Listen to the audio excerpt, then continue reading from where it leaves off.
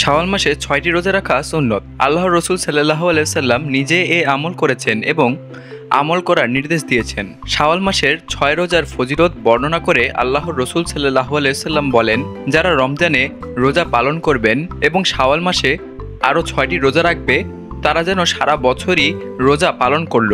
সহিহ মুসলিম। ইমাম নববী রহমতুল্লাহ আলাইহি শাওয়াল মাসের ৬ রোজার ফজিলতের তাৎপর্যের ব্যাপারে বলেছেন, রমজান মাস ২৯ বা ৩০ দিনের হয়ে থাকে। রমজানের ৩০টি রোজা এবং শাওয়ালের ৬টি রোজা মিলে মোট ৩৬টি রোজা হয়। আল্লাহ তাআলা কোরআনে বলেছেন, যে সৎ কাজ নিয়ে এসেছে তার জন্য হবে তার ১০ গুণ। সূরা আনআম আয়াত ১৬০। এই হিসেবে ৩৬টি রোজায় ১০ গুণ সওয়াব পেলে ৩৬০ দিন বা পুরো বছর রোজা রাখার সওয়াব পাওয়া যায়।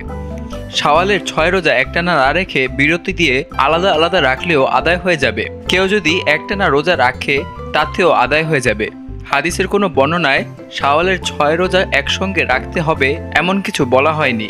সাপ্তাহিক সুন্নত রোজা অর্থাৎ প্রতি সোম এবং বৃহস্পতিবারের রোজার সাথে মিল রেখে সহজেই শাওয়াল মাসের রোজাগুলো রাখা যায়। কেউ যদি শাওয়াল মাসের সপ্তাহগুলো প্রতি সোম এবং বৃহস্পতিবার রোজা রাখে তাহলে ৩ সপ্তাহেই সহজে তার ৬টি রোজা রাখা হয়ে যাবে। ইসলামে ঈদুল ফিতরের শুধু একদিন, সেটি হলো শাওয়াল মাসের প্রথম দিন। শাওয়াল মাসের দ্বিতীয় এবং তৃতীয় দিন অর্থাৎ ঈদুল ফিতরের পরের দিন এবং তার পরের দিনকে আমরা ঈদুল ফিতরের দ্বিতীয় এবং তৃতীয় দিন বললেও এ ২ দিন ইসলামে ঈদের দিন নয়। এই ২ দিন রোজা রাখাও নিষিদ্ধ নয়। ইসলামে বছরে ৫ দিন রোজা রাখা নিষিদ্ধ।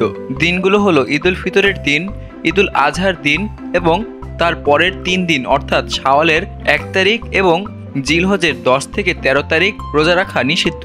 সুতরাং ঈদুল ফিতরের পরের দিন থেকেই রমজানের কাজা রোজা এবং শাওয়ালের রোজাসহ যে কোনো নফল রোজাও রাখা সম্ভব।